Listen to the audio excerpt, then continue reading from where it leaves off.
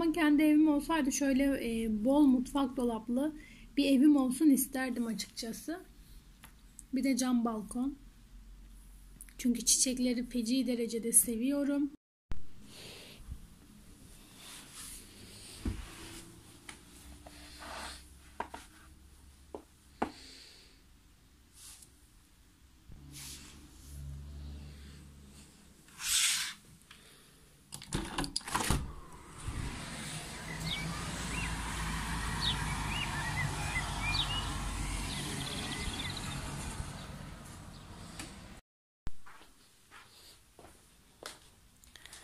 Günaydın arkadaşlar. Bugün sizinle özendiğim bir vlog çekeceğim. Akşam erken uyumuştum ve salonun halini görüyorsunuz. Ay. Şöyle bir kara kara düşündükten sonra sizinle beraber öyle rahatlatıcı bir video çekmek istiyorum. Çünkü bu videoları izlerken ben de çok rahatlıyordum. Çok da hoşuma gidiyordu. Böyle hızlıca her yer tertemiz oluyor ya. Hadi hep beraber sizinle bugün o videolardan bir tanesini çekelim.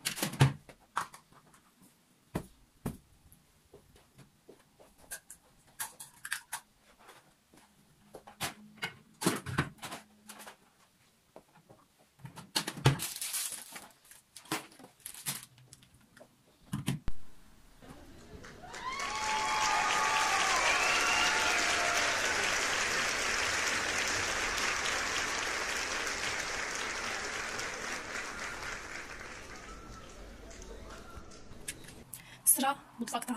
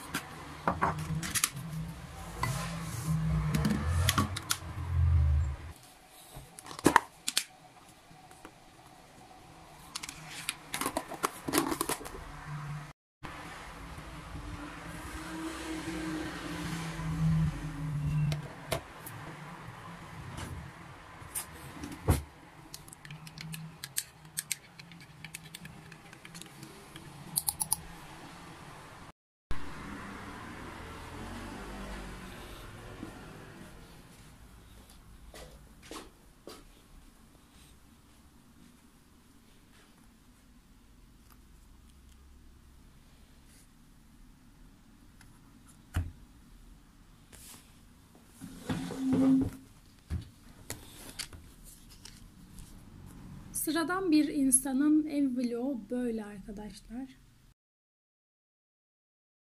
Şimdi evim lüks değil, eşyalarım lüks değil. Çok şükür, elhamdülillah, bin şükür her şeyim tam.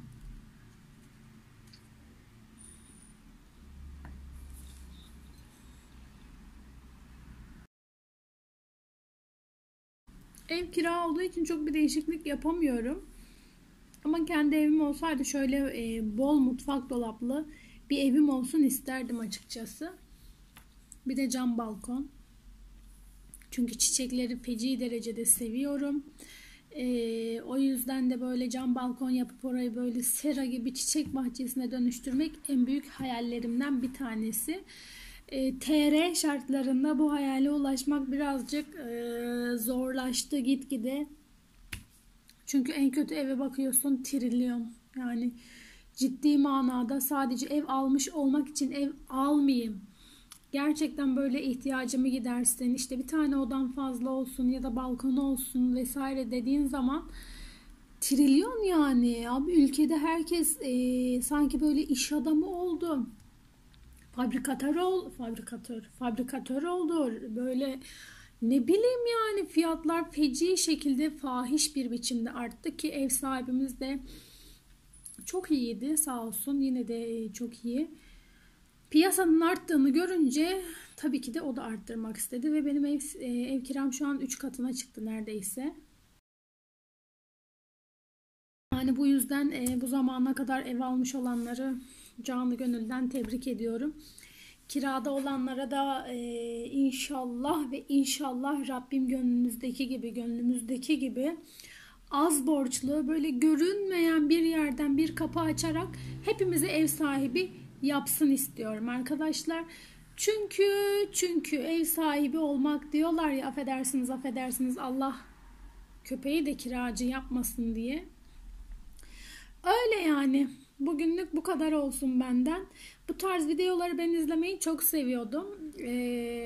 Hayalimdi ya. Bak, bu YouTube kanalı da benim hayalimdi mesela. Hayallerimize adım adım yaklaşabiliriz arkadaşlar ama maddi yönden birazcık sabır gerekebiliyor. Mesela YouTube kanalı da benim hayalimdi. Hiç uğraşmak istemiyordum. Yapamam edemem diyordum. Ama bir baktım açtım. İzlenmelerim güzel. Abone sayım evet şu an az olabilir ama yeni olduğum için bence gayet iyi gidiyorum diye düşünüyorum. Adım adım hayallerimize ulaşacağız inşallah hep beraber. Ne diyoruz? Rabbim herkesin gönlündekini versin. Görüşmek üzere. Hoşça kalın. Kanalıma abone olmayı, bildirimleri açmayı, beğenip aşağıda yorum yazmayı unutmayın. Allah'a emanet.